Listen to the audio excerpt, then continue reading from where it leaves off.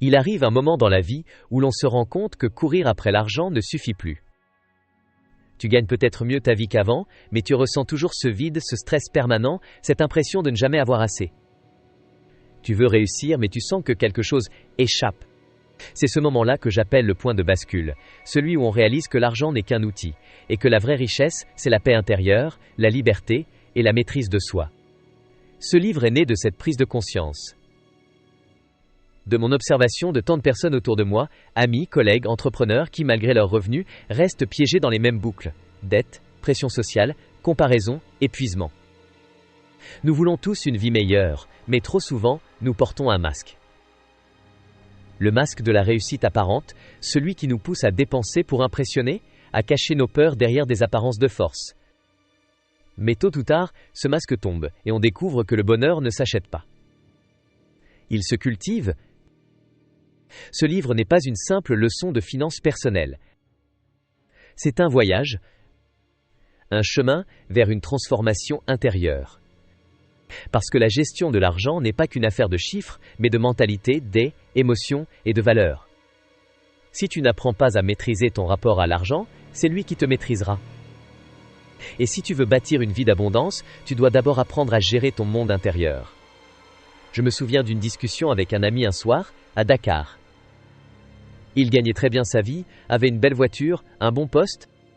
Mais il m'a dit « Saliou, je n'en peux plus, chaque mois mon salaire disparaît, je ne sais même pas où, je fais tout pour paraître, mais je n'arrive pas à être. » Cette phrase m'a marqué « Paraître, mais ne pas être ». Et je me suis rendu compte que Scully était le résumé de notre époque. Nous vivons dans une société où les gens préfèrent montrer qu'ils réussissent plutôt que de construire une réussite réelle et durable. Le but de ce livre, c'est justement d'aider chacun à inverser ce processus. Je vais te parler d'argent, oui, mais aussi de psychologie, de choix de vie, de valeurs, de relations, de vision. Parce que tout est lié. La prospérité financière sans équilibre intérieur conduit à la ruine émotionnelle. Et la paix intérieure sans discipline financière conduit à la stagnation. L'art de vivre, c'est de trouver le juste milieu, bâtir une vie où l'argent travaille pour toi, sans te transformer en esclave de l'argent. Tu verras, dans les chapitres qui suivent, que la plupart de nos erreurs financières viennent de causes invisibles.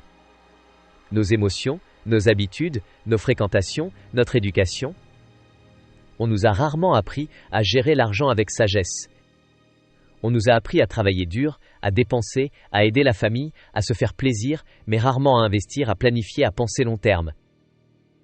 Et pourtant, la clé de la liberté financière, c'est justement cette vision à long terme. Je vais te poser une question simple.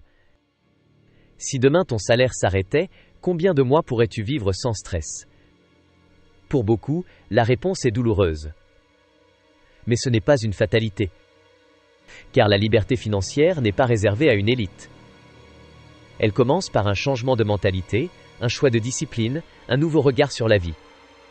Tu vas découvrir comment éliminer les mauvaises habitudes, comment sortir du piège du crédit facile, comment bâtir plusieurs sources de revenus, comment planifier ton avenir avec sagesse, et surtout, comment rester bienveillant et lucide dans tes relations humaines, même lorsqu'il s'agit d'argent.